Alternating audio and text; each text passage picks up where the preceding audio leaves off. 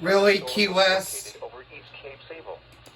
The strong thunderstorm was moving southwest at 5 knots.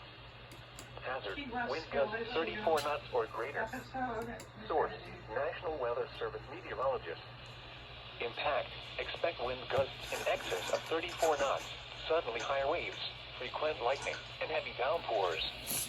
Locations in the warning include Oxford Bank Light, Carl Ross Key, Sandy Key, First National Bank, East Cape Sable, Bradley Key, and Murray Key.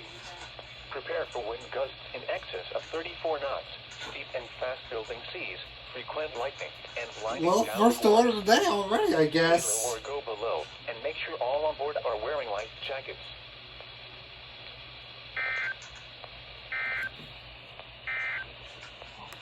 Here is the hazard.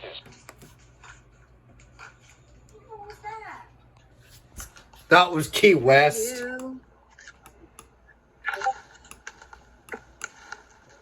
He wasn't talking about that.